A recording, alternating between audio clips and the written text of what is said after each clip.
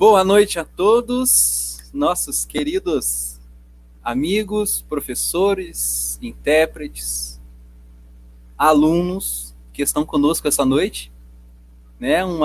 Um dialogando com a biblioteca diferente dos outros. Hoje nós estamos com essa live, né? Esse dialogando no período da noite. E gostaria aqui de desejar boas-vindas a todos vocês nesse nosso projeto.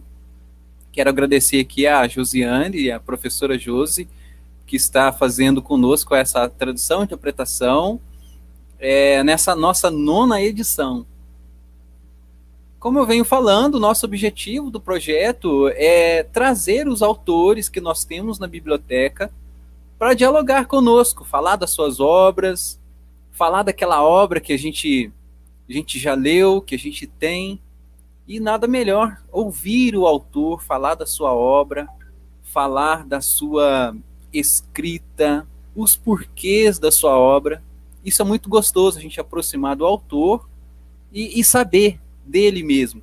Embora nós já tenhamos feito a leitura, mas o olhar nosso talvez fica um pouco mais distante, né? Descobrir algumas entrelinhas, o que o autor quis dizer.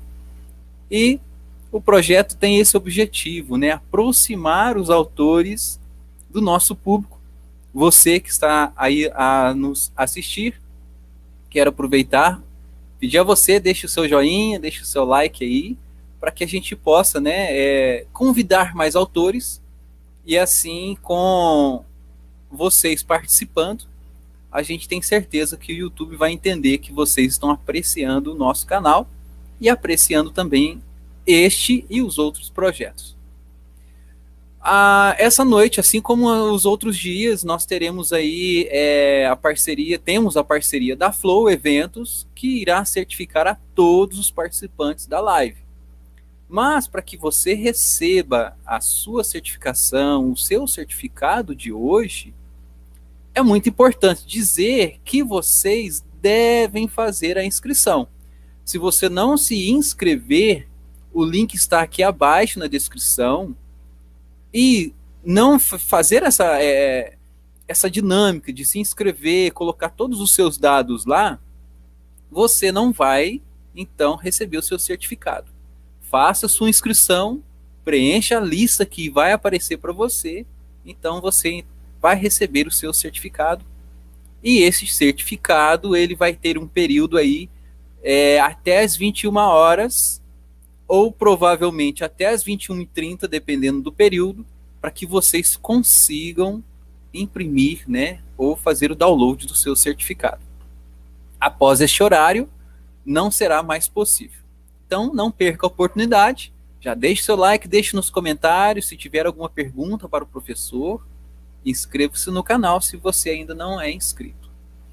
Ao final da live, nós teremos um sorteio para quem se inscreveu. Eu fiz a abertura do formulário de inscrição no dia que nós finalizamos a live com a professora Shirley Villalva, e vai concorrer a este livro gratuitamente, que é o livro que nós vamos conversar hoje um pouquinho com o professor. Você vai receber na sua casa gratuitamente, você não vai pagar nada por isso, para os que se inscreveram. Bom, nós temos hoje um convidado muito especial, muito acessível, um professor muito querido. Tive o privilégio de conhecê-lo aqui em Minas, e sempre que entramos em contato, ele sempre nos recebe tão bem, assim como na sua escrita. É um professor que tem muitos livros, muitos títulos, tem alguns aqui para mostrar para vocês. Tem este, o que todo pedagogo precisa saber sobre Libras, é o que nós vamos falar sobre hoje. Tem o João, o Peão e a Menina Manu, muito bacana. Ensaios sobre educação, onde o professor tem aqui, traz alguns pensamentos, né, para pensar o surdo, a língua de sinais, arte, educação e concepções, e memórias de escolarização e as práticas subjetivas dos sujeitos.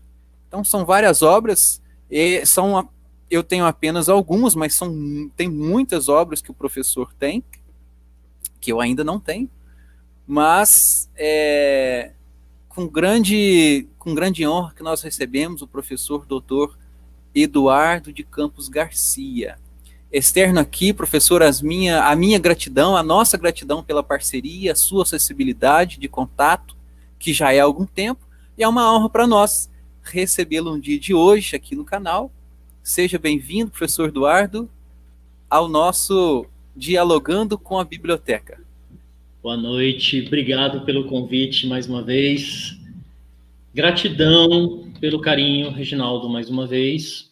E me coloco à disposição aí para conversarmos sobre o que todo pedagogo precisa saber sobre Libras, ou algumas dúvidas que as pessoas que estão acompanhando esse seu trabalho sensível e de popularização do conhecimento, né? Então me coloco à disposição. Bom, professor, algumas dessas obras, né, que eu apresentei aqui, há muitas obras de referência hoje.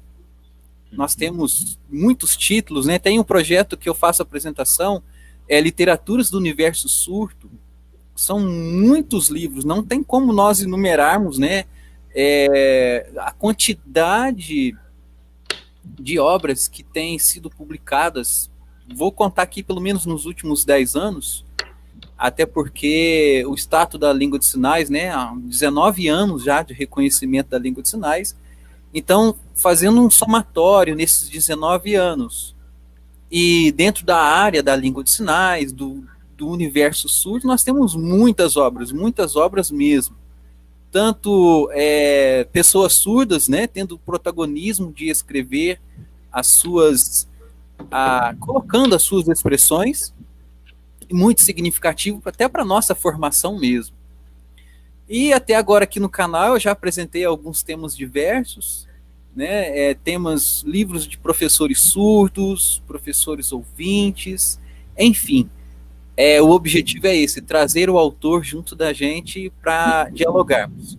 Mas esta obra, né? O que todo pedagogo precisa saber sobre Libras é bem momentâneo com respeito à língua de sinais.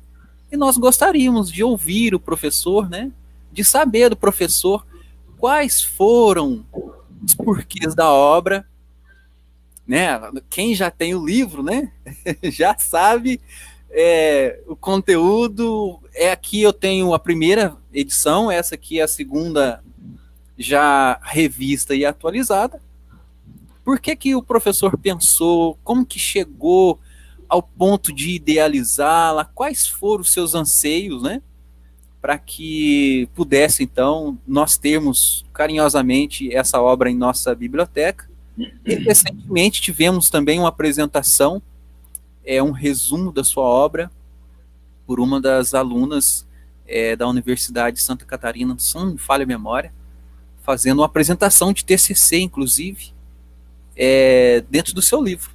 Né? Gostaríamos de ouvir, a palavra é sua, ficarei nos bastidores, mas estarei aqui acompanhando. Muito obrigado. Então, Reginaldo, Josi, sempre tão carinhosos com as palavras.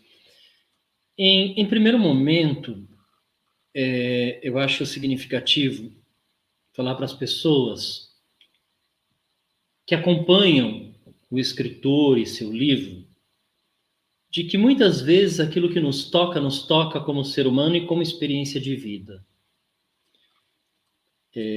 Eu tive muitos problemas no meu processo escolar, de escolarização, porque eu tinha algo chamado respiração curta e acelerada. O que é isso? Quando eu era criança e adolescente, o oxigênio, quando ele demorava para chegar no meu cérebro, eu ficava uma pessoa muito lenta e cansada. Quando ele chegava muito rápido, meu cérebro era oxigenado de forma muito rápida, eu ficava extremamente hiperativo, né? Então pensa que foram muitos anos assim, eu fui praticamente reprovado 5 anos na escola, e eu terminei o meu processo no supletivo. E chegou um momento na adolescência que eu acreditei que eu era uma pessoa burra. Essa palavra é uma palavra que fere, né? Mas eu cheguei a me olhar no espelho e pensar, olha, você é um ser humano preguiçoso, burro, não é atento, e tão profundo isso foi subjetivado, né, na formação da minha personalidade. E, óbvio, venho de uma família, né, de classe média, na cidade de Mogi das Cruzes, e também ingressei na universidade um pouco tarde, porque eu não tinha condições financeiras de estudar. E com muito esforço, eu ingressei na universidade, depois com bolsa de estudo, ingressei no mestrado, doutorado, pós-doutorado, depois PhD, notório saber, o título de professor honoris causa, que me deixou muito feliz. Mas isso são títulos.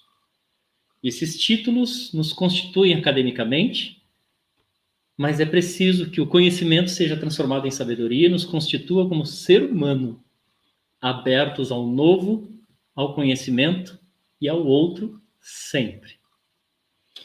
Por que eu falo isso?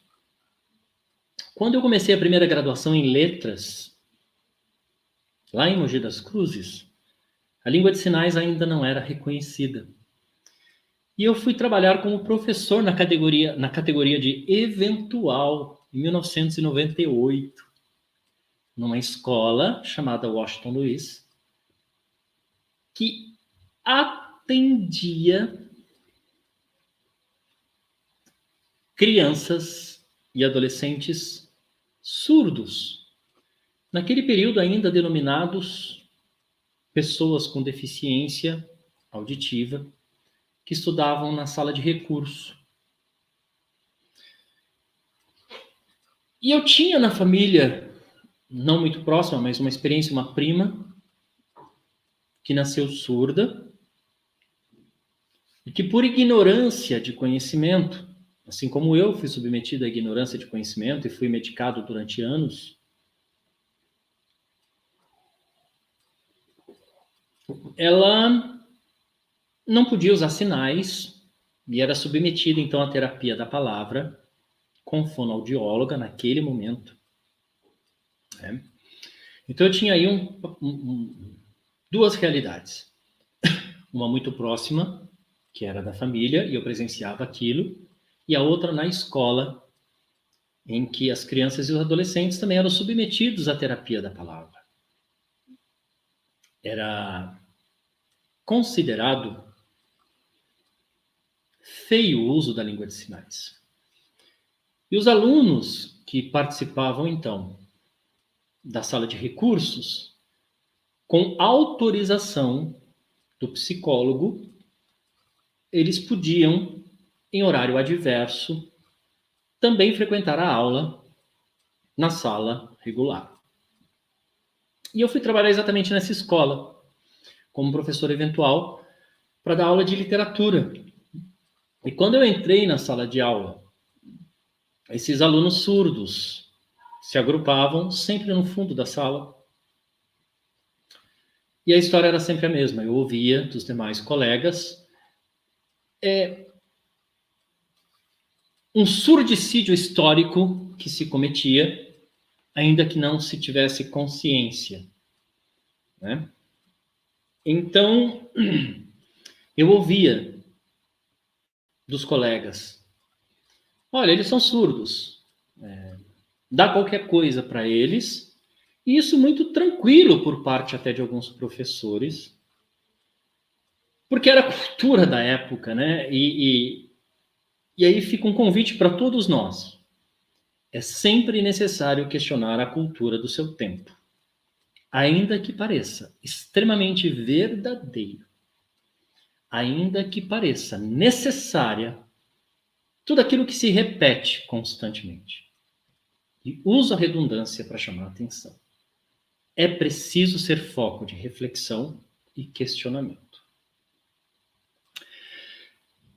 E quando eu me deparei com aqueles adolescentes que era uma sala de primeiro colegial, primeiro ano do ensino médio, eu me vi, porque eu era, né? Eu fui durante muitos anos essa pessoa que não consegue, não sabe. E aquilo me doeu muito. Então, embora as pessoas muitas vezes pensem que o meu foco de estudo são as pessoas surdas, a comunidade surda, a língua de sinais, na verdade, o meu foco sempre foi a diversidade humana dentro de uma concepção discursiva apresentada socialmente como deficiências. Né? Enfim, eu tive toda essa experiência e a partir do contato com essas pessoas, eu comecei a aprender sinais. Sinais regionais usados em Mogi das Cruzes, que começaram a me auxiliar a compreender o universo da pessoa surda.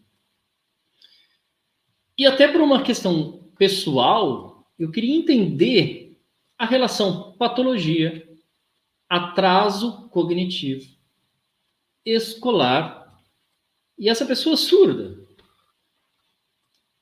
Eu faço parte de um movimento que luta pela despatologização do comportamento, seja ele qual for. Mas naquele momento eu já queria entender. Logo depois de formado, e óbvio que eu cometi muitos erros na sala de aula. Eu repetia inúmeras vezes, aguardando que o meu aluno surdo lesse o meu lábio. Eu questionava muito a fonoaudióloga da escola, a psicóloga, a psicopedagoga, porque eu queria entender o que era aquele processo. Enfim, formado, fui trabalhar em outras escolas e tive contato com outras crianças, com outras apresentações a partir de laudos médicos. O nosso foco aqui é a pessoa surda e a comunidade surda e a língua de sinais, mas eu tive essa experiência. Me formei em pedagogia e ingressei num curso da PUC chamado Magistério do Ensino Superior. Lá que nasce o que todo pedagogo precisa saber sobre Libras. Por quê? Em 2002, a língua de sinais, a língua brasileira de sinais, ela é oficializada. Mas, enfim, as pessoas ainda não tinham o conhecimento de que a Libras era de fato uma língua. E isso não implica somente na aquisição de vocabulário e no seu uso corrente pela comunidade surda, mas um reconhecimento acadêmico de fato, né? De que a Libras alcança o campo simbólico, assim como as línguas oralizadas. De que a Libras, as línguas de sinais, elas são tão complexas como as línguas oralizadas.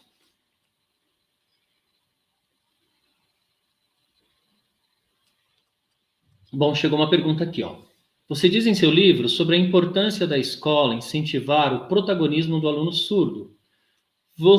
Você que as escolas estão preparadas para isso? O sistema escolar será capaz de encarar esse protagonismo? Olha, gostei dessa questão. Nem academicamente, professores doutores estão preparados para isso, porque nós ouvimos cada absurdo, inclusive em orientações de mestrado e doutorado, na qual a pessoa surda ainda é tratada como um ser patológico. Né? Então, constantemente, a pessoa surda, ela é induzida a incorporar como parte da sua subjetividade humana o conceito de surdez. E a surdez é um conceito que entra em circulação justamente para marcar a pessoa surda como alguém que sofre de um mal do ouvido. Se a gente pegar os estudos do Dr. Ittar, de Maladie des Oreilles, isso já consta nos escritos dele. Na literatura médica é muito forte. E eu particularmente, considero bastante complicado que a educação, a pedagogia, tenha incorporado no seu vocabulário cotidiano a surdez como sinônimo de pessoa surda. Surdez é um conceito, pessoa surda é outro conceito. Se a gente parar para pensar, né, nós temos pessoas surdas e pessoas ouvintes. Mas nós não temos pessoas com surdez e pessoas com ouvintez. Então, a partir daí, a gente consegue entender como uma palavra marca, né, a identidade humana e como uma outra palavra marca a existência a partir de um conceito patológico. Eu penso que essa dificuldade é um pouco por preguiça moral de pensar o outro como semelhante, não no sentido espiritual e religioso da palavra, mas como semelhante em direito, como semelhante intelectual, como semelhante que tem muito mais para me ensinar do que aprender comigo. Porque se existe algo que me incomoda muito na relação pessoa surda e pessoa ouvinte, é os ouvintes acreditarem que eles podem falar livremente sobre os anseios, sobre a comunidade surda, sem, muitas vezes, aprender com. Nós já temos doutorandos, doutores, mestres surdos, né, produzindo ciência e dizendo como eles pensam a própria existência. Então, é necessário que a gente também se encha de humildade e pare nesse momento para aprender com eles sobre eles. Esse é um problema cultural no nosso país. Né? Nós temos a história sobre a mulher, muitas vezes não da mulher. Quem fala por ela, muitas vezes é o homem. A história sobre a pessoa preta e não da pessoa preta. Muitas vezes a história sobre o surdo e não da pessoa surda. E é preciso que academicamente a gente se abra, é preciso que a escola se abra para que as pessoas surdas protagonizem a sua própria história. E a escola? Ainda, por exemplo, aqui na cidade de São Paulo, um pedagogo surdo, ele é auxiliar. Ele não é o professor regente da sala.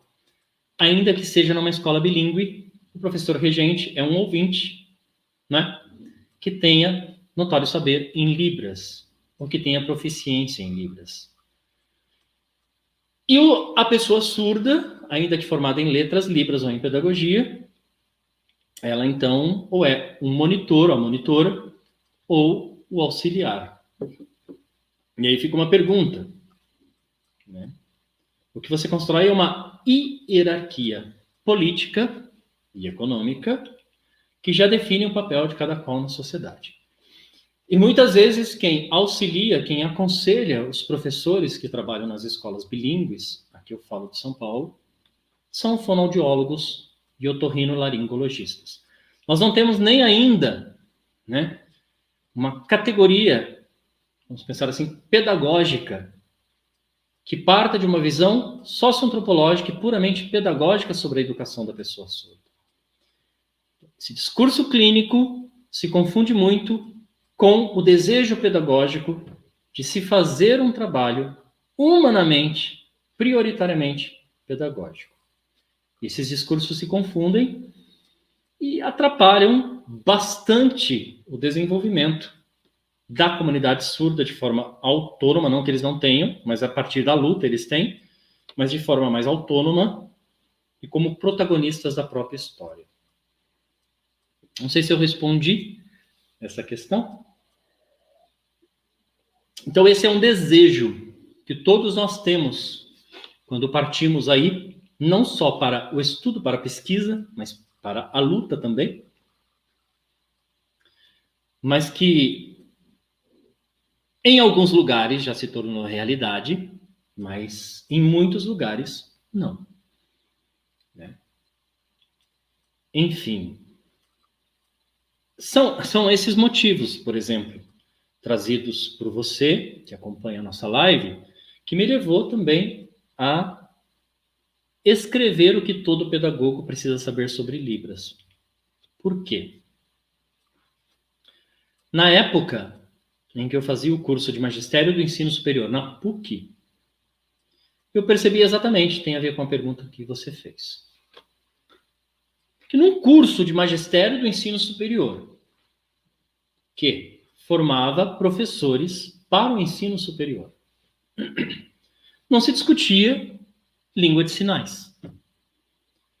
Não se discutia sobre a educação das pessoas autistas, sobre a presença de uma pessoa Down numa universidade, do espaço organizado para receber os cadeirantes. Então, é um curso de magistério do ensino superior, mas que não se discute a diversidade humana dentro do ensino superior. E aquilo me incomodou muito. E óbvio que eu tinha que fazer um recorte naquele momento. E como essa questão era muito forte em mim, porque a minha primeira experiência foram com pessoas surdas, como professor, e eu me apeguei, então, a um trabalho voltado à língua de sinais. Na verdade, o livro foi o meu trabalho de conclusão de curso apresentado na PUC de São Paulo, que em primeiro momento se chamava Libras, o Silêncio que Fala. A partir desse trabalho base, né, eu me ingressei no mestrado e fui estudar a origem do conceito de deficiência.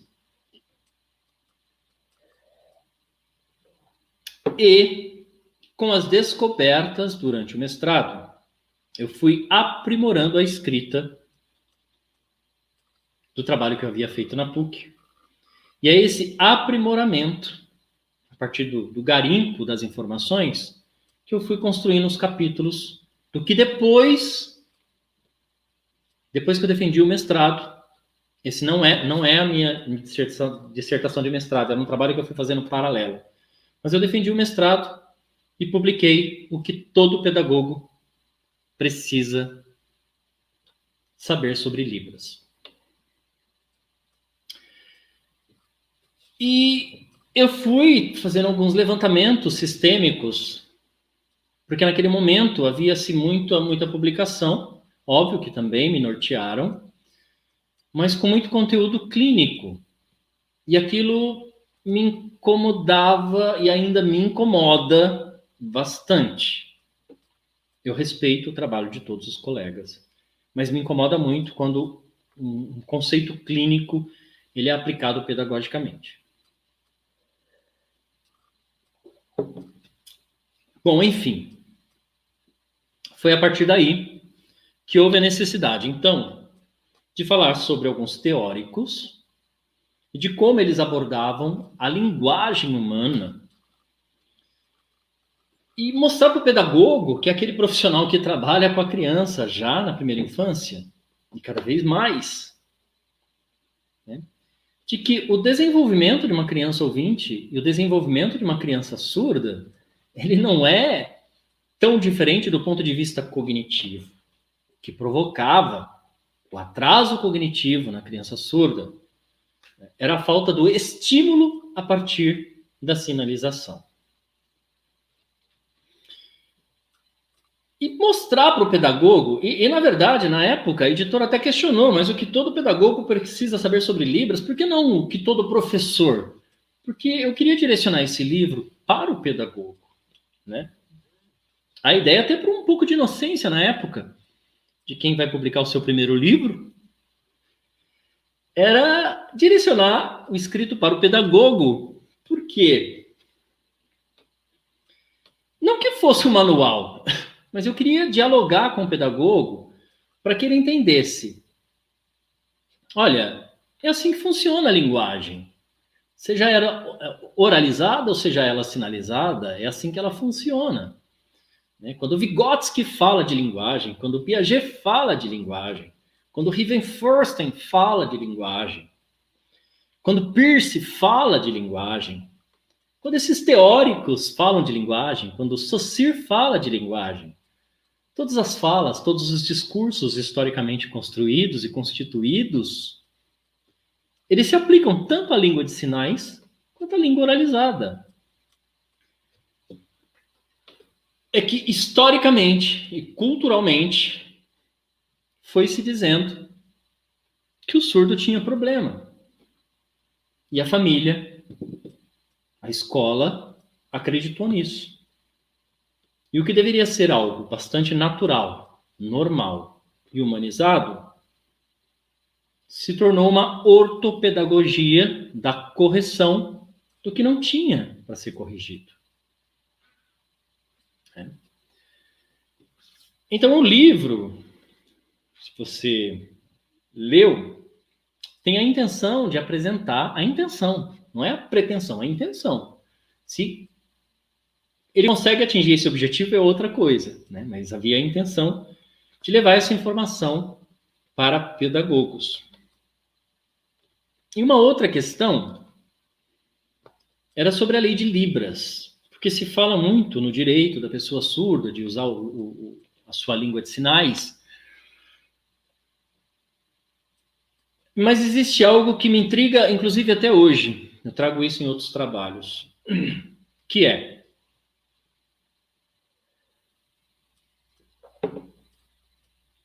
a língua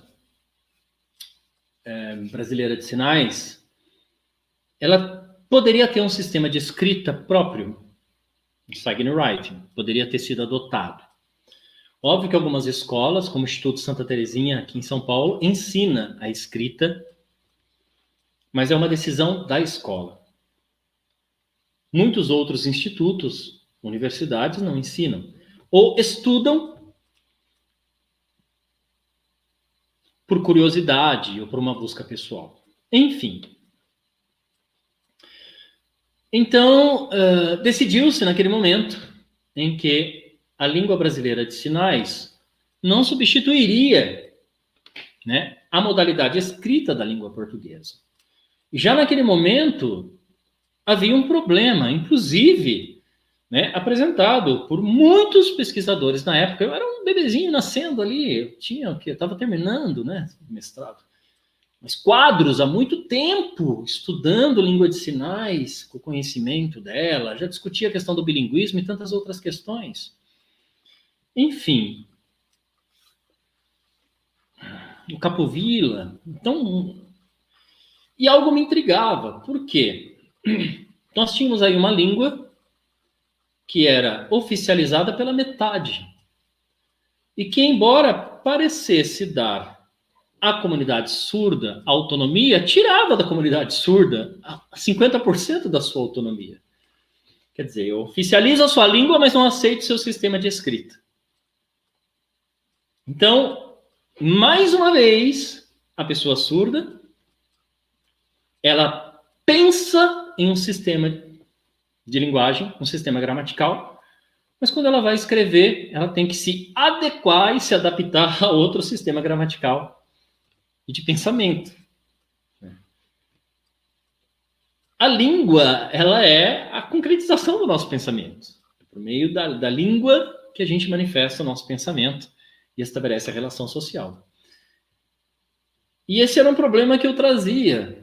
Né? Quer dizer, então, a comunidade surda, ela tem um direito, mas não tem esse direito posto de forma completa.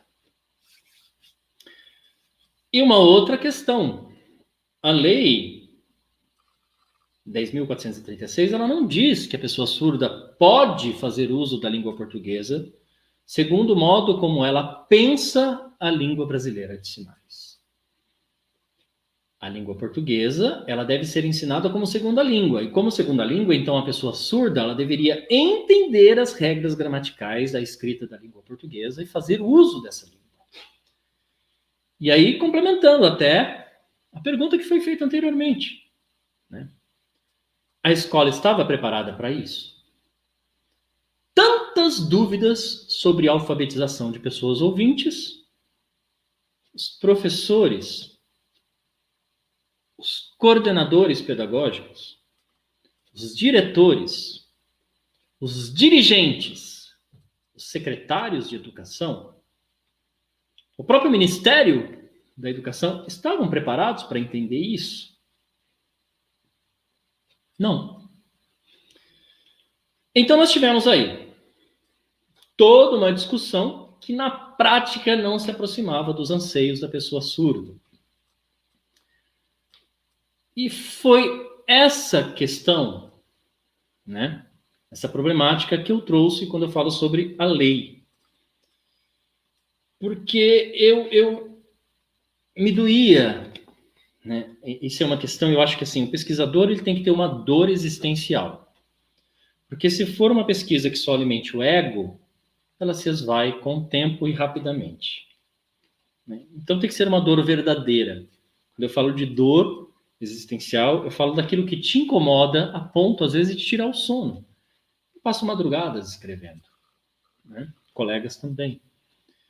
Porque quando você publica algo, você tem que ter consciência que antes de ser um livro teu publicado, é algo que vai afetar diretamente a vida da outra pessoa. Seja de uma comunidade, seja da organização familiar. Quer dizer, as pessoas leem o que você escreveu. Aquilo que você escreveu pode ser a primeira informação que chega a essas pessoas sobre determinado assunto. Então, é uma responsabilidade humanitária enorme. Mas óbvio que naquele momento eu também não tinha consciência disso. Isso, com o tempo, foi me chegando. Na medida que eu ia dar palestra nos lugares, e eu via professores com caderno, notando o que eu falava, eu voltava para casa pensando, né? Que responsabilidade é essa? Que responsabilidade é essa? Né? As pessoas anotarem aquilo que você fala, as pessoas reproduzirem, replicarem, resenharem aquilo que você escreveu. É um carinho para com você, ao mesmo tempo uma confiança no seu trabalho, no seu estudo e na sua lealdade. Porque escrever um livro tem que ser um ato de lealdade. Um ato de lealdade na ciência, na academia, a gente chama isso de objeto de estudo. Eu prefiro chamar de, né, campo de observação, ou de forma mais humana, análise necessária. Mesmo porque falamos tanto em mudar a educação, as relações no ambiente escolar, e quando nós somos convidados a falar em público sobre educação, a gente acaba usando sempre os mesmos discursos. Então, sim, eu não gosto muito da palavra objeto de pesquisa. Né? Campo de análise, participação colaborativa, enfim. E quando eu falei sobre a lei de Libras, a preocupação era essa. Ainda é. Mas era compartilhar, a partir de um diálogo aberto, a problemática que a lei, que até então era exaltada, trazia. Né? Não há direito quando esse direito vem pela metade. E a comunidade surda não precisa de migalhas. Eles são brasileiros, surdos. Precisam da sua integridade respeitada, principalmente no campo político e econômico. Então, migalha não serve a pessoa surda, o cego, o cadeirante. Né? Enquanto não entendermos que a política pública ela não faz um favor quando ela garante um direito, mas de que ela está atrasada em garantir esse direito, talvez as coisas não se modifiquem substancialmente. Enfim, a leitura da lei proposta no livro era exatamente problematizar esse direito, que parece uma conquista, mas que vem pela metade e que se torna Aliás, o Reginaldo, que me convidou, ele usou, acho que esse termo, numa live que nós fizemos. Ele falou sobre migalhas, né? Isso mesmo. E a comunidade surda não precisa de migalhas, né? Então é preciso repensar essa lei. Ela tem que ser novamente revista, alterada, para que a gente possa ter a integridade posta em cena. Nós vamos rapidamente entrar em 2022, né? Tardia essa necessidade. E a escola multifacetada, que na época também foi um artigo que, de forma ampliada, eu trago como capítulo do livro. Por quê?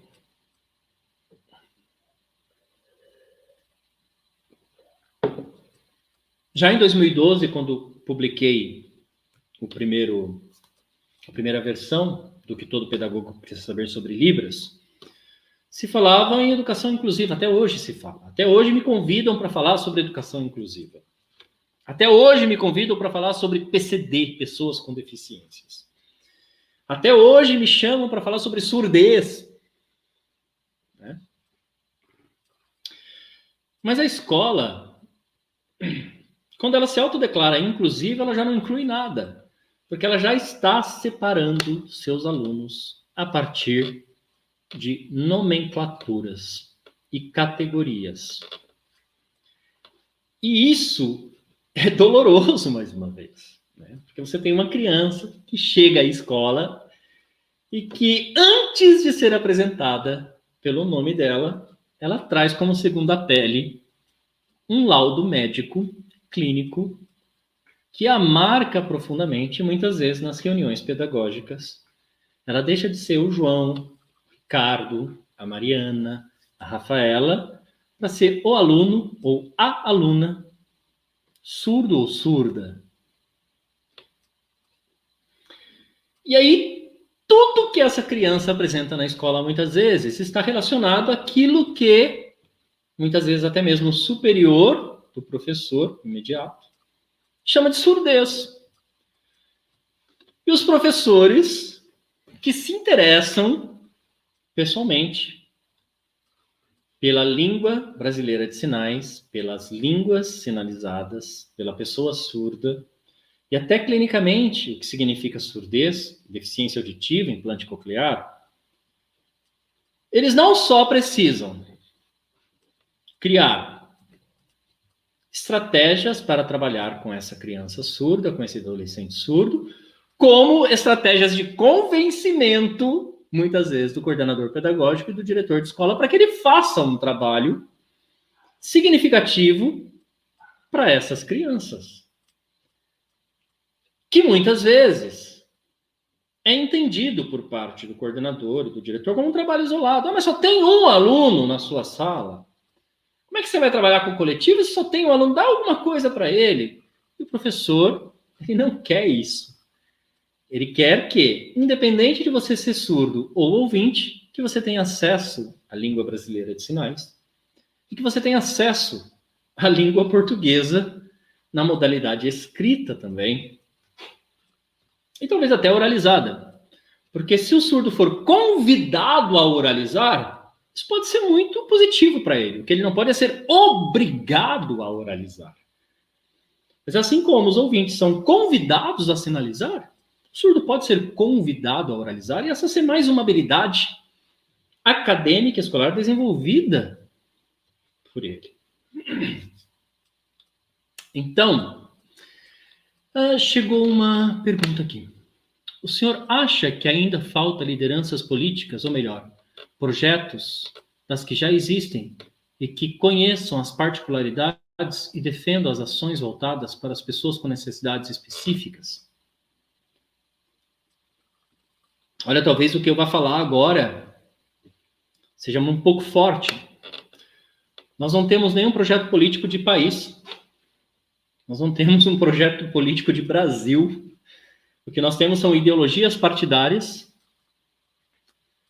que brigam entre si por interesses próprios, quanto mais pensar na diversidade humana, né?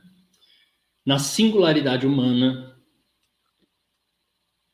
e na diversidade. Então, sim, falta. Liderança não falta, né? Agora, as lideranças, elas ocupam seu espaço de poder a partir de grupos organizados. Chegar nessa instância de poder política e hierárquica, Senado, Câmara, ainda é um processo bastante difícil. E é isso que denomina os grupos como minorias, né? Nós somos diversidade, somos maioria populacional, mas somos minorias nas instâncias de poder dentro dessa organização de Estado. Então, sim, o que falta é ocupar esses espaços de poder em nível de Estado, né? Para que se tenha, por exemplo, quando vai se discutir as necessidades de uma pessoa surda e sua relação com a escola, que sejam surdos discutindo as suas próprias necessidades. Que os cadeirantes discutam suas próprias necessidades. Que os cegos discutam suas próprias necessidades.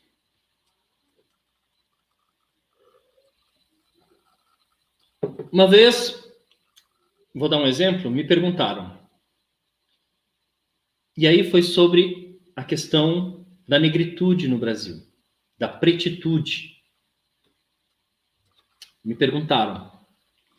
Mas o fato de uma pessoa ser preta não significa que ela vá defender os interesses das pessoas pretas no Brasil. Você tem razão. Tem muita gente equivocada. Mas não cabe a mim, como homem branco, impor a elas o discurso cuja experiência de vida só pode nascer e entrar em circulação por parte delas. O que eu quero dizer? Se uma pessoa preta, ela é contra a cota racial, e ela discute isso com uma outra pessoa preta, ainda que eu considere isso equivocado, ela está discutindo com o par dela. É a partir daquele discurso que tem que nascer o consenso ou contrassenso, para que se registre e que se torne manifesto de luta. Eu, como homem branco, que não passei por essa experiência, preciso ter a gentileza e a compreensão ética e moral de que uma vez que esse grupo social definiu o seu histórico de luta, eu posso falar com eles, mas eu não posso falar por eles. Isso se aplica à pessoa surda. Então, se de repente um grupo extenso de pessoas surdas discutirem sobre implante coclear e entre eles houver pessoas a favor e pessoas contra, esse debate é gerado entre eles. Esse debate está sendo feito a partir dos pares, de quem de fato vivencia, né, a quimera, as mazelas, a dor existencial. Quando eu falo dor, não é fato de ter nascido surdo, mas aquilo que se impõe à pessoa a partir de uma construção histórica. As delícias, as belezas, as buscas, os anseios, a partir da própria comunidade. Então, a gente tem que ter muita cautela também quando a gente fala no lugar do outro, né? E aí vocês podem perguntar, você está falando tudo isso, mas escreveu um livro falando sobre o que todo pedagogo precisa saber sobre Libras. Sim. Mas eu acredito que eu tenha sido cauteloso e tenha trazido muito da experiência do trabalho com as pessoas surdas. E eu tenho me retirado cada vez mais desse lugar de falar pelas pessoas surdas. Eu falo hoje em nome da diversidade humana. Hoje eu foco muito mais os meus estudos no conceito de diversidade humana, singularidade humana, multifacetamento social, do que propriamente em... Porque nós já temos aí mestres e doutores surdos que podem falar sobre a sua língua. E é em relação a isso que naquela época, em 2012, eu já trago um capítulo falando sobre escola multifacetada e não escola inclusiva. Porque o que é o multifacetamento? É uma escola que entende as multifaces de quem chega. Eu falei sobre a pessoa preta. Esse é um termo de luta atual, né? Que no passado era trazido no discurso como pessoa negra, mas para a gente entender, surdos são pretos, são brancos, surdos têm a sua singularidade, surdos fazem as suas escolhas. Então existe a subjetividade surda. Ou além, existe a subjetividade humana. E eu acho que o que falta é a gente penetrar nessa subjetividade e entender que surdo ouvinte ninguém é igual, nós somos multifacetados. E a escola precisa estar preparada para esse multifacetamento. Isso é utópico? Não. Mas é preciso sairmos desse espaço de preguiça moral e pensar o outro como legítimo outro, né? Então, nem sempre essa criança que chega à escola precisa desenvolver as mesmas habilidades que outras crianças. A questão é que a escola, ela quer se colocar como inclusiva, ela quer se colocar como multifacetada, ela diz que trabalha a diversidade, mas ela impõe características iguais, acadêmicas, para crianças tão diferentes. Isso é antagônico. Isso no concreto não se desenvolve. Isso é desumanizar o processo, mas é mais fácil. E óbvio que é mais fácil. Para todos nós é mais fácil. Para todos nós é mais fácil. E assim caminha a humanidade, né? E eu sempre falo essa frase do Nietzsche. Sou repetitivo, porque eu acho que é uma frase de efeito, mas que nos coloca num território da reflexão. Todo ser humano evolui. Não significa que para melhor. Então, quase essas 2 décadas de publicação da Lei 10.436 não significa que evoluímos para melhor. Muitos preconceitos foram construídos, muitos termos foram naturalizados e precisam ser diluídos, dissolvidos, rompidos, né? E em um dos capítulos eu falo sobre essa questão da escola multifacetada, que naquela época eu já pensava como mais propício do que escola inclusiva. Quando você determina que a sua sala de aula, a sua escola, a sua atitude, ela é inclusiva, você já parte do pressuposto que essa pessoa não pertence. Quando você pensa numa escola multifacetada, você parte do pressuposto de que todos pertencem.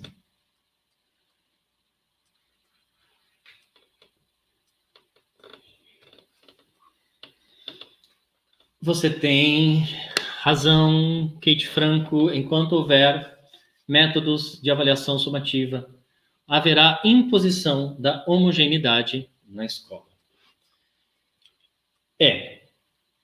A gente prepara uma sociedade para a meritocracia. A gente faz uma avaliação que provoca na criança e no adolescente a sensação de consegue e não consegue. Especialistas da educação, como Schoen, Selma Garrido Pimenta, por exemplo, né? Marta Scarpato, entre tantas outras pessoas, trazem, constroem uma crítica sobre esses métodos de avaliação, né? Óbvio que cada forma de avaliação tem um propósito. A questão é se cabe, né, uma avaliação somativa quando se trata da educação de crianças e adolescentes, né? Então, se na sua escola isso é cabível, talvez não tenha problema. A questão é qual é a proposta pedagógica da sua escola. Agora, se a sua escola se propõe a uma educação multifacetada e inclusiva, isso é antagônico, né? Caminha lados opostos. O triste é quando eu chego, por exemplo, para conhecer um espaço escolar e sou convidado, e a escola se diz inclusiva ou bilíngue. Você encontra uma estrutura que não é bilíngue e tampouco inclusiva, né? E se depara com uma equipe que acredita que está fazendo um trabalho de inclusão e o discurso é quase sempre o mesmo. Nós temos uma professora que sabe Libras.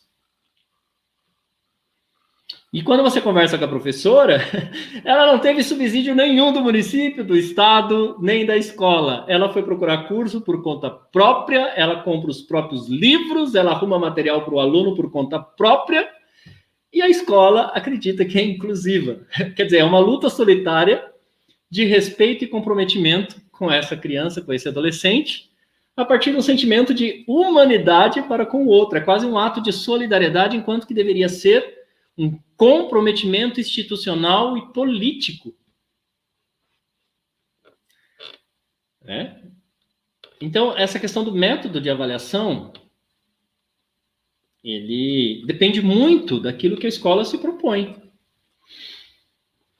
E se é cabível esse método. Se a escola se organiza e se apresenta socialmente como inclusiva, não cabe. Porque o ser humano, ainda que todos sejam ouvintes, ainda que todos sejam surdos, ainda que todos sejam cadeirantes, ele não é homogêneo. Não existe isso. A subjetividade, e eu como psicanalista, tenho que levantar essa bandeira. Ela nos faz diferentes, ainda que nas aparentes igualdades. Então, de fato, não funciona. E a escola multifacetada é um convite a essa reflexão. Se somos tão diferentes, por que temos uma escola que procura nos apresentar como pessoas homogêneas no processo de avaliação, no tempo de aprendizado, naquilo que precisamos aprender como habilidade?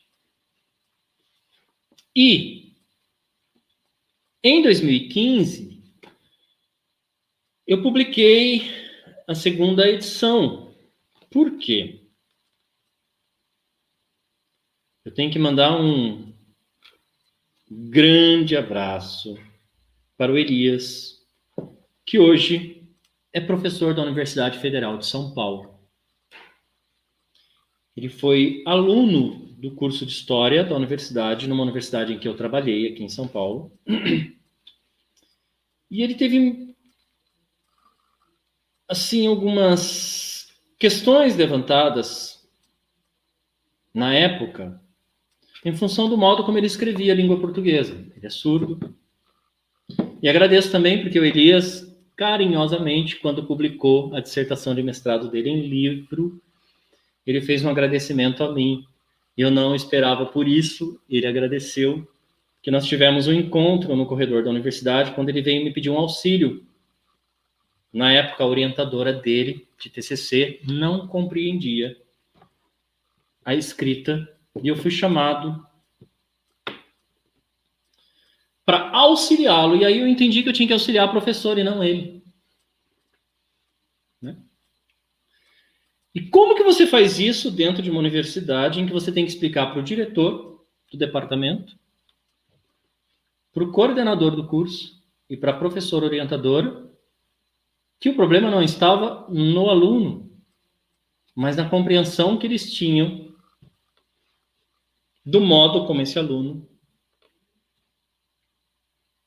podia apresentar a sua habilidade acadêmica e todo o seu conhecimento acumulado naquele momento. E o Elias, numa dessas conversas, no corredor da universidade, ele falou para mim, né, a gente vive uma espécie de apartheid, onde a pessoa surda vive em sociedade, mas não tem direito a nada, nem a compreensão. Porque depois que eu conversei praticamente com essa estrutura da instituição, é que foram compreender o trabalho dele. Ele fez mestrado na mesma instituição, depois doutorado na PUC, e agora é professor da Universidade Federal aqui de São Paulo. E uma pessoa por quem eu tenho muita estima, carinho e orgulho. Então, olha como é sério isso, né? E a riqueza do que ele produz a partir da sua observação vivida e enquanto pessoa acadêmica. Um apartheid. E essa fala dele me tirou o sono. Então, na segunda edição, eu construí um texto, e isso é algo que eu tenho costume, por uma questão de comprometimento ético. Mesmo que eu ouça alguém falando, se o princípio daquele pensamento não é originalmente meu, eu cito a pessoa que me falou, faço uso do pensamento, mas dou o mérito a ela. Fiz isso com o Reginaldo. Porque a pesquisa, o diálogo e a construção acadêmica, ela também tem que partir do exercício da humildade e também do comprometimento com o outro. Aquilo que não é próprio e constitutivo. Aquilo que não parte de você, você tem que entregar o mérito a quem pensou. Enfim, problematizei essa questão do apartheid, falei com Elias, e foi acrescentado, então, um texto discutindo essa questão, na segunda edição, sobre esse sistema político, que, na verdade, complementa a questão da lei, da escola multifacetada, né? No que tange a questão do direito dado pela metade. E o direito dado pela metade, muitas vezes, não fere quem acredita que esse direito foi dado, fere quem vive a partir desse direito. Né? Isso vai se tornando uma ferida simbólica existencial, mas que pela pessoa que é atingida por isso, ela sente. Ela sente. E eu lembro quando eu lecionava nessa universidade, e algumas pessoas diziam para mim: nossa, professor, o senhor acaba com os meus sonhos. Gente, escola não é feito para sonho. Escola é feito para chocar com a realidade. A escola ela precisa ser crítica, ela precisa ser reflexiva. Escola que no dia do índio canta a música da Xuxa. Vamos brincar de índio, mas sem mocinho para me pegar. Escola que ainda pede para a criança idealizar o indígena como índio, empobrecendo a cultura indígena. A população, ela precisa fazer uma reflexão profunda que tem algo errado acontecendo com ela. Uma escola que na Páscoa se preocupa mais em distribuir um pirulito de chocolate para suas crianças, ao invés de falar sobre o que é a Páscoa para cada religião ou a ausência dela, precisa fazer uma reflexão profunda sobre a sua função pedagógica. Como é a Páscoa dos judeus? Como é a Páscoa dos cristãos? Por que algumas religiões não comemoram a Páscoa? Como é a Páscoa como data comercial? Se a escola não propõe essa reflexão e ela comemora essa data comercial de forma comercial somente e leva isso para as crianças, aí é a pergunta que eu faço, né? Quer dizer, se coisas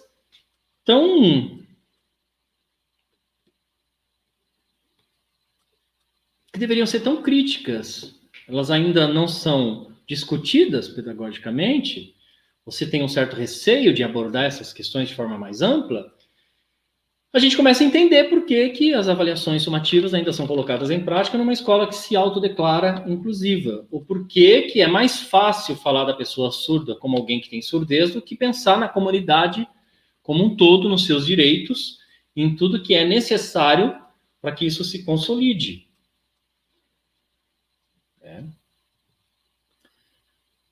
Então, enfim, o livro publicado em primeiro momento pela editora Shoba,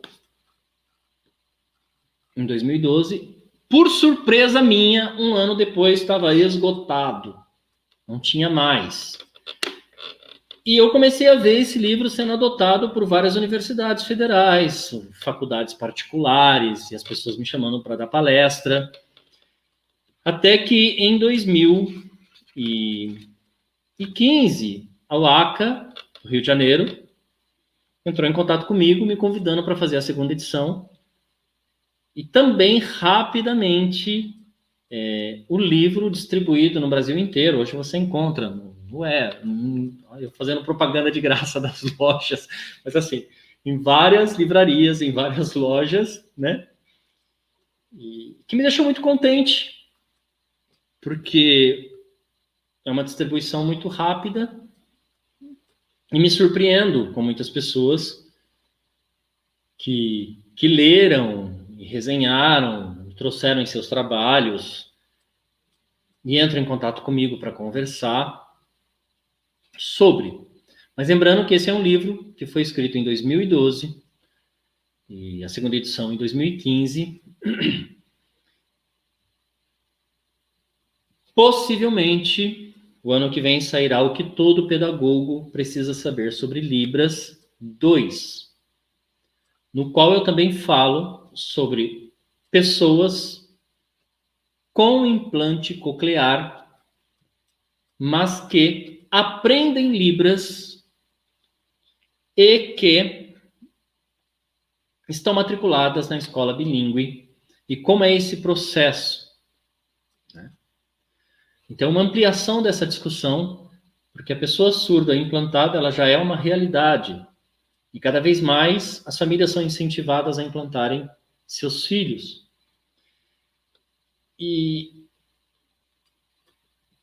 óbvio, eu costumo dizer, eu não sou a favor do implante coclear. Se eu tivesse um filho surdo, ou se eu me tornasse surdo, eu não optaria pelo implante coclear, mas eu não sou contra quem é implantado. E se essa pessoa existe nessa condição humana, cabe a mim acolhê-la, entendê-la, trabalhar com ela, aprender com ela e entender o seu processo de desenvolvimento enquanto pessoa, né? Porque esse discurso também, ele é um discurso que fere quem é implantado, né? Então, algumas crianças são implantadas por opção da sua família e ela fica deslocada da realidade dos ouvintes, porque eles a enxergam como pessoa implantada. É o surdo implantado. E muitas vezes fica deslocado da comunidade surda, porque ele é o surdo que foi implantado. Então, se nós pensarmos mais uma vez naquilo que eu chamei de dor existencial, quais são as dores dessa pessoa quando ela se desloca de uma realidade e de outra realidade? Nós temos aí a formação de uma outra comunidade que existe, tem seus anseios próprios. Então, enfim, o que todo pedagogo precisa saber sobre Libras vai tratar dessas crianças, vai falar sobre essas crianças, né, também surdas e implantadas, mas que aprendem Libras, seja na escola bilíngue, ou seja por meio de acompanhamento de um professor particular ou com a família. Tá? E também, o ano que vem, o lançamento de um livro chamado Como Educar Meu Filho na Era Digital. Está saindo do forno aí. Principalmente no momento em que a educação se dá via remota, eu dedico um capítulo só para a realidade das pessoas surdas, no qual eu posso conversar com professores que tiveram de trabalhar via remota com seus alunos surdos, como ficou essa relação e como se deu o aprendizado com essas crianças. né? E nesse começo de ano, eu publiquei um capítulo em que eu falo sobre uso de jogos digitais em sala de aula, com pessoas surdas. Está na minha timeline do Facebook, Eduardo Campos, gratuitamente disponível o PDF do livro. Você pode entrar lá, baixar se quiser, fazer a leitura. E aí tem um capítulo em que eu falo sobre uso de jogos digitais na educação de pessoas surdas. Óbvio que, infelizmente, eu tive que fazer uma análise crítica. Por quê? Muitos jogos digitais que são usados no processo educacional das pessoas surdas não são jogos digitais desenvolvidos para pessoas surdas. Tem recurso sonoro, né? Não tem recurso vibracional. Então, enfim, mais uma vez, o ouvinte que não tem o conhecimento pedagógico da pessoa surda e que acredita, né?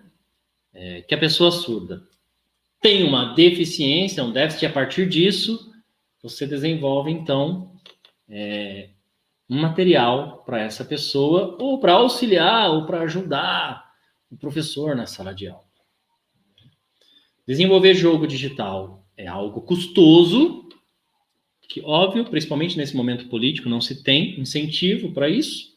Quanto mais, quando eu falo quanto mais, porque são, na verdade, os grupos discriminados historicamente para a comunidade ou atender às necessidades da pessoa surda nesse processo. Então, eu abordo essa temática. O livro foi organizado pelo professor da Universidade Federal do Piauí e lançado agora, recente. Foi em abril. Tem um capítulo que eu escrevi falando sobre isso, tá? Então, o que todo pedagogo precisa saber sobre Libras? Óbvio, o título também é uma questão, né, de relação com a editora, mas não é o que todo pedagogo precisa saber sobre Libras, né? Esse é o título. É aquilo que era possível no momento, a partir do que se tinha posto e do que uma pessoa com vontade de dialogar gostaria que chegasse no trabalho ou nos estudos do pedagogo. E acho que cumpriu essa função, foi bem aceito, como eu disse, adotado por muitas instituições, e sou muito grato, tenho muita gratidão a todas as pessoas que se debruçaram na leitura, que questionaram, que criticaram, que gostaram, que elogiaram e que fizeram uso desses escritos. A gente segue aprendendo sempre, lembrando, quando a gente publica um livro, a gente não tem que acertar, nenhum livro é uma receita, né? O livro é sempre algo que você coloca para a sociedade, com o intuito de servir uma necessidade, e a intenção é sempre dialogar. Não sei se tem mais alguma pergunta. Ótimas considerações, professor. A gente fica nos bastidores aqui, já coçando a mão para ler os próximos livros, né? Seria uma das questões que eu perguntaria sobre se já tinha aí algo, né, para a gente trazer para a leitura, como eu mencionei no início, né, tem muitas obras saindo, muita coisa, né, principalmente agora nesse período pandêmico, a rota que nós estamos passando, né, muita coisa, muita leitura. Eu acho que novas leituras, creio que vai amenizar um pouquinho do que nós estamos passando na pandemia. Precisamos ficar em casa. Então, muita coisa há que ser feita. Por que não se debruçar numa leitura? né? Então vale a pena poder ler, aprender, né? Principalmente agora, o que todo pedagogo precisa saber sobre Libras 2, já estou no O ano aguardo. que vem, se tudo der certo. Já faço o convite, né? Já estendo o convite para a gente, se assim for na sua agenda, para a gente estrear aqui no Reginaldo, canal. eu levo muito tempo para escrever um livro, né? Isso pode parecer um pouco complicado, mas assim, eu procuro ter muita cautela com aquilo que eu vou publicar, porque como eu disse, chegou um dado momento que eu me dei conta de que aquilo que a gente escreve não pode alimentar somente a nossa vaidade. Isso é um ponto muito perigoso, né? A gente vai influenciar, querendo ou não, pessoas, professores, famílias, e é uma responsabilidade muito grande. Então eu procuro, óbvio que eu cometo erros também, porque somos humanos, né? E se não cometêssemos, nós não teríamos mais nada para aprender. Eu acho que isso emburrece, é sempre estar aberto para o aprendizado, até com os próprios erros. Mas eu levo muito tempo. Por exemplo, como educar seu filho na era digital, eu já tenho me debruçado nesse trabalho. Eu comecei em 2017, 18, 19, 20 e 21. 5 anos praticamente. E agora eu acho que ele está bom para ser publicado. Quando o professor falava, eu lembrei de um trecho da minha pesquisa, onde eu cito Paulo Freire, que ele diz, né, quando o professor falou com respeito a títulos, não adianta, né, termos titularidades, ter formações, se nós não respeitamos o outro, né? Porque ter diplomas ou ter qualificações é apenas um papel e um estudo que nós, né, fomos lá, estudamos, fizemos aquilo que foi necessário, pesquisamos. Mas se pararmos só aí, né, hoje eu tenho um título, mas não vejo o outro como potencial, não desço do salto, né, como diz, para que eu possa ver a potencialidade do outro, respeitar a singularidade do outro, aquilo que eu tenho, formação, nada vale. Não é verdade? Eu tenho um livro que até cito ele na minha pesquisa, da professora Rita Simone Silveira Furtado. Este livro aqui, olha. Narrativas Identitárias e Educação, os surdos negros na contemporaneidade.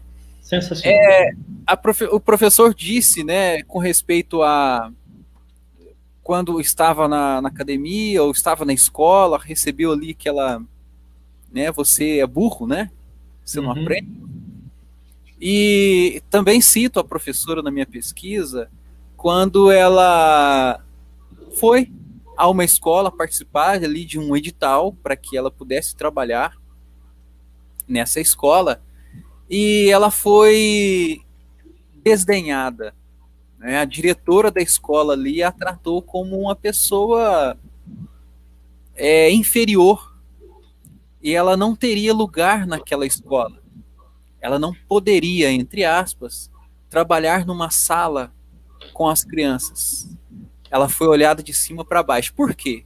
Porque ela era cadeirante. O que uma pessoa cadeirante faria numa sala de aula com crianças? O que ela teria de bom para apresentar? Então a sociedade vê muito isso, né? O que a pessoa é por fora, mas não vê as potencialidades dela. É surdo, como o professor disse, né? É surdo, mas e daí? Ele tem conhecimento, ele tem potencial.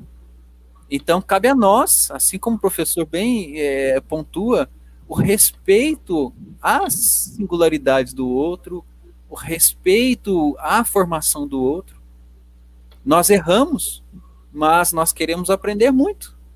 Mas não é só por isso, no nosso erro, que a gente precisa, ou deve, ou devemos menosprezar o que o outro é, o que a pessoa deixa de ser. Uhum. Você sabe que uma vez, pensando nessas questões, né? Nós ainda temos na nossa relação social o estereótipo do que o outro pode vir a ser a partir do modo como ele se apresenta. Isso é muito forte, é muito enraizado na cultura. Então, isso dificulta muito o processo, porque existe a crença, isso não é nem conhecimento, é crença. É quase um dogma de que, dependendo do modo como eu me apresento, do modo como eu sou, em qualquer instância, né? Um professor também que gosta de usar piercing, brinco, tatuado, ele também passa por esse processo de julgamento social, né? Parece que aquele não é o lugar dele, como se ele não tivesse dignidade de ensinar para as crianças aquilo que ele traz como bagagem intelectual. Então, nós ainda estamos muito formatados dentro de uma estética do comportamento e uma estética do que você pode vir a ser. E é preciso romper com isso. Se nós não somos capazes de romper com esse endurecimento do olhar, a gente nunca vai enxergar no outro aquilo que ele pode trazer a partir do seu conhecimento, mas sempre, né, essa quebra instantânea a partir do modo como ele se apresenta. Então, cadeirante, como o cadeirante vai trabalhar na minha escola? Vai trabalhar na sua escola, né? Por isso que eu gosto desse conceito que eu tenho abordado muito agora, Reginaldo, deficiência bioecológica. Se o cadeirante não puder trabalhar na escola, a deficiência não está nele, está na sua escola, no espaço. A deficiência é bioecológica, no ambiente e não na pessoa. Então, altera o ambiente para que essa pessoa tenha acesso e possa apresentar a sua potencialidade de forma plena, né? Então, esse conceito de deficiência bioecológica, ela é um chamamento para que a gente reflita. A deficiência nunca estará na pessoa, mas sempre no ambiente. Se eu tenho, e uma das questões que eu tenho me preocupado bastante nesse momento, é sobre as pessoas que nasceram com nanismo, que nem são discutidas muitas vezes na sociedade, né? Parece que eles não existem, né? Então, se eu tenho uma pessoa com nanismo, que preconceituosamente, historicamente, eram chamadas de pessoas, os anão, né, os anãos, mas a pessoa com nanismo, ela é professora, diretora de escola, secretária, advogada, né, que função ela vai desempenhar socialmente? E o ambiente está preparado para receber essa pessoa? Por exemplo, no espaço escolar, você não tem lavabo, você não tem, né, o necessário para atender uma criança que seja uma criança com nanismo, um adulto com nanismo. As universidades não estão preparadas para isso. Então, como é que essa pessoa se sente convidada e acolhida numa sociedade que se diz diversa, inclusiva, se quando ela vai ao banheiro, ela não tem ali o necessário para se sentir bem naquele ambiente, né? Então, você percebe a anulação da existência quando o espaço não é preparado e pensado para acolher essa diversidade humana. Olha, é muito gostoso quando eu vejo isso, né? Nós, quando discutimos alguns conceitos, principalmente para nós da educação, são tantos assuntos, né, que a gente gostaria de... É como se fosse ali tomar um café, ficar o dia todo conversando sobre esses assuntos que são emergentes, são assim extremamente importantes a serem discutidos. E o objetivo do projeto, né, o Dialogando, é fazer também essas reflexões, trazer essas reflexões, porque vão além das obras, né, que os autores publicam, porque tudo aquilo, no caso seu, né, não coube tudo no livro. Então, esse diálogo, ele amplia, ele vai além do livro, né? Então, o nosso objetivo é sempre esse, trazer essas riquíssimas informações, essas reflexões que vão ficar registradas, né? Vão ficar disponíveis para o público, para que a gente possa, daqui um tempo, voltar no vídeo e lembrar, olha, o professor Eduardo tinha falado aquilo e nós já avançamos, ou ainda continuamos, né? A vontade é que chegamos daqui um tempo e que tenhamos uma sociedade menos excludente, né, que respeite mais o próximo, né? O objetivo é esse. Mas continuamos, como diz a minha ex-orientadora, a professora Silva Esterohu, a inclusão menor, né? Aquilo que não se fala nas mídias, mas que fala nos bastidores, o avanço que vai aos poucos, né, que vai ampliando. Então, acredito que o nosso projeto tem um pouquinho disso, né? Trazemos aqui, depois alguém também possa refletir nas suas palavras, na palavra do autor, e que nós possamos melhorar por meio de nós e para os outros, e ter aí uma reflexão que não para, né? Nós estamos sempre refletindo no que podemos melhorar. Professor Eduardo, quero imensamente agradecer aí a sua generosidade de sempre estar nos trazendo riquíssimas contribuições, né, com livros. Teremos agora mais livros, né, para a gente debruçar na leitura, aprender mais. Isso contribui muito para nós que pesquisamos, para os alunos, para outros professores, de modo geral, para todos. O nosso propósito também é trazer essa contribuição de forma acessível. Estamos aprendendo a fazer acessibilidade e queremos sempre oportunizar esses momentos, principalmente nesse período em que nós estamos de aprender. Em poucos minutos, em 1h30, nós aprendemos muito. Pode ter certeza que foi muito rico. Assim como foi das outras vezes que eu lhe encontrei, que nós estivemos juntos e poder trocar figurinha. Na verdade, eu, né, receber mais figurinha do que passar. Quero agradecer muitíssimo a sua participação, a participação de quem esteve e de quem vai assistir mais a gravação. Muitíssimo obrigado, professor. Muito mesmo. Olha, eu que agradeço, Reginaldo, Josiane, pelo carinho de sempre, por essa possibilidade de diálogo que nos ensina muito. E as pessoas que acompanharam, que assistirão depois, eu sempre me coloco à disposição. Então, olha, minha palavra, como sempre, é gratidão. Muito obrigado. Muito obrigado. Agora, aproveitando aí a sua presença, né, vou fazer o sorteio aqui das pessoas, né, lembrando que no dia, deixa eu ver aqui a minha data, no dia 16 eu abri o link de inscrição para o sorteio do livro e fechamos, né, conforme foi combinado, a ficha de inscrição foi encerrada no dia de ontem. Isso de modo para que eu compilasse, pudesse ver todo o endereço ali de onde que poderia ser encaminhado o livro. E agora eu vou abrir o sorteador aqui, mostrar ao vivo o sorteio.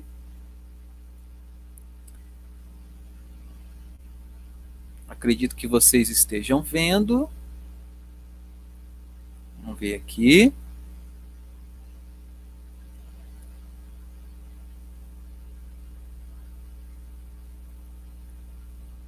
Agora vou abrir o arquivo.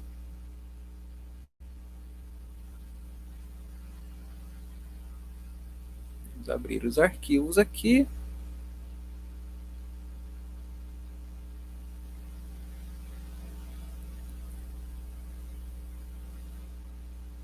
E vamos abrir o nome. Está aí. Do sorteador. A primeira foi Camila Aparecida da Silva.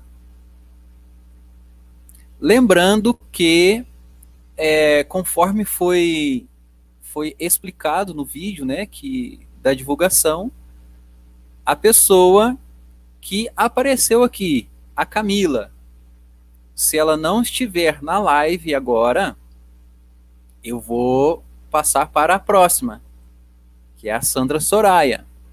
Se a Sandra não estiver, eu passo para a próxima. E assim vai até o ganhador aparecer. Então, temos aí a Camila, na sequência a Sandra, caso a Camila não esteja participando aqui. Deixa eu dar uma olhadinha. O Lenilson chegou no finalzinho, mas verei a gravação. Obrigado, Lenilson. Luciana, eu estou deixando aqui um pouquinho, né, a transmissão aí, conforme o prometido do sorteio. Agora eu vou tirar e voltar à tela para nós finalizarmos. A Luciana chegou dizendo, né, Reginaldo, professor Eduardo, parabéns pela live de hoje, uma noite maravilhosa de muito conhecimento. Agradecemos, Luciana. O agradecimento é nosso por ter participado conosco aqui. E a Liliane, quem ganhará sou eu. Olha, Liliane, você ali, 1, 2, 3, 4, 5, é a sexta, viu? Depois eu farei a compilação, vou assistir esse finalzinho. Se ninguém mencionou, se ninguém falou nada, né, você vai receber o livro, tá bom? Aí tem aquela torcida maldosa, né? Quem não participou, ganha o livro. Então, Liliane, fique de olho, né? Hoje ainda eu farei a compilação dos dados ali no finalzinho para ver se realmente, né, a Camila, a Sandra, a Andresa, o Gercilânio ou a Ana Nelly, se estavam presentes. Até agora ninguém falou nada. A Laís chegou falando, eu quero. Caso esses cinco primeiros não estiverem, né, quem vai levar será a Liliane. Tá bom, Liliane? Então, se for você, você vai receber na sua casa. E eu também, Débora. Olha, pessoal, a gente quer agradecer muito. Aproveita aqui a presença do professor mais uma vez para agradecê-lo. Quero avisar vocês que no próximo dia 6, mentira, é dia 6 não, vamos aqui para a data aqui, olha, no dia 5 de junho, nós teremos uma outra participação, vai ser com a professora Neiva. A professora Neiva, ela traz para nós, né, outro assunto bem interessante para nós, bem relevante com respeito ao universo surdo. Eu errei aqui a data, é dia 12 de junho. Dia 12 de junho, nós teremos a participação da professora Neiva falando sobre esse livro aqui, o Intérprete Educacional. Então, fique de olho, não perca as próximas atividades, está tudo na descrição do vídeo. E quero muitíssimo agradecer a todos que estiveram conosco até agora. Se inscrevam no canal, deixe o seu joinha. Professor Eduardo, nosso grande abraço mineiro. E nos veremos o mais breve que nós pudermos aí para um café ao vivo. Deixe um abraço a todos. E agora vou aqui fazer uma foto, né? Para não perder o costume. Vamos fazer a nossa foto aí, né, de um muito obrigado.